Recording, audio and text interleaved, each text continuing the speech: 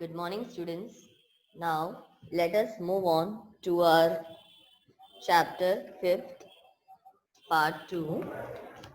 Though we have completed our first part, and now we'll start our second part of the chapter, that is hydrosphere. In hydrosphere, we'll start importance of tides and waves. Okay. On now, what do you mean by tides and waves? What are tides? Students, see the flood currents. Okay, that is, you may say, rise and fall level of water during tides. Okay, and though tides and waves both are very important. Okay, why tides are important? Because it produces a very strong current, plus this tides also enables the ships, okay, to move up onto the harbors. Okay, and even the fishermen's, they move out to the sea, means during the low dawn the fishermen go for fishing, but when there are tides, high tides, they move outside. Okay, and tidal currents have the speed up to 5 meter per second in coastal waters. Okay, and also tides influence the orbits of the satellites. Okay, now here, if you see in this picture, it is, there are two pictures. One is for a low tide and the another one is at the high tide. Okay, what do you mean by high tide? Rising, incoming tides and flow.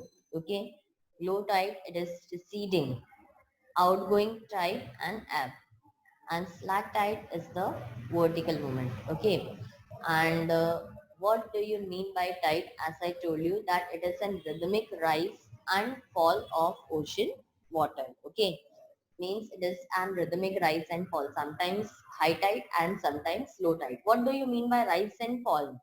When it rises, it is your high tide. When it falls, it is your low tide. Okay, now next is ocean currents. First of all, what do you mean by ocean currents? Okay, now see, the oceans of the world are interlinked. Okay, students, and they merge naturally with each other. Okay, and secondly, how do oceans affect the climate? See, there are types of ocean currents. There are types of ocean currents, that is warm and cold currents.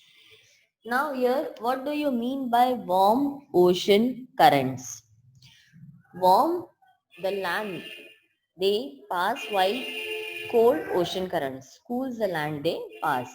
A very simple meaning is, when they passes through the cool part or colder part or ice slabs, you may say. Okay, then there are warm ocean currents. Okay, and also students, see, warm ocean currents rise the temperature of coastal areas, while cold currents lower the temperature. Okay, and warm currents help in melting of icebergs, and they also drive moisture from sea to land, bringing the rains. Okay, now see, what are the examples of this? That is, Gulf of Mexico warms the coast of Gulf of Mexico. Okay, and the Bering Sea cools the coast of Alaska. Is that clear? Now, ocean currents. Just see the picture, that warmer is warmer and rainy. Warm currents are warmer and rainy. And cold ocean currents, that is cold ocean currents, they are cooler and dry. Okay. Now see, what are ocean currents? Ocean currents move in larger circular systems. The currents also affects the temperature and precipitation of an area. Ocean currents make surrounding areas warmer and rainy. Okay, and also currents make surrounding areas cooler and drier. Now here, if you see the picture, you will see that how this cold versus warm currents. Okay, means what is the discrimination between these two? Now students, first of all, Ocean surface currents move away from the tropic, carries warm water and moderate the climate. Okay, and also ocean surface currents moving towards the tropic carry cool water and cool climate. Okay, now the next is what causes ocean currents. Now students, when the earth rotates, the wind blows or the water changes the density. Okay, now here see, you may see the effect of it. Now students, what are the significance of the ocean currents? Let me tell you that first of all, ocean act as a natural waterways. Okay, and the next significant is important significance only I am explaining you, that warm ocean currents drive moisture from the sea to land, and this affects in bringing the rainfall. Okay, next point is the oceans are rich fishing grounds, and the meeting place of warm and ocean currents are rich in marine life due to the mixing of warm and cold water. Okay, another important significant is the oceans hold an important place in the hydrological cycle. Okay, and also the tidal waves can be used to generate the electricity. Now, one more important thing is on 22nd March every year we celebrate World Water Resource Day.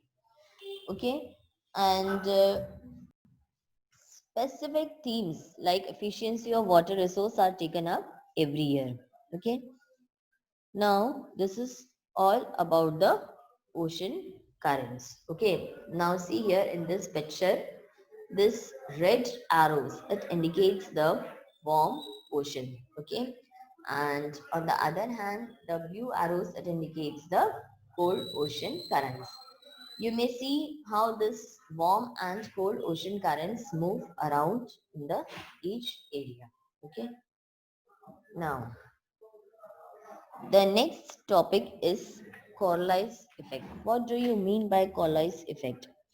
Student, the rotation of the earth deflects the direction of wind and ocean currents to the right in the northern hemisphere and to the left in the southern hemisphere. Okay, and this is known as Coriolis effect. You can see the arrows, that how the northern hemisphere, and due to the earth's rotation, how the objects deflect to the right in the northern hemisphere, and in the southern hemisphere it is to the left. Okay,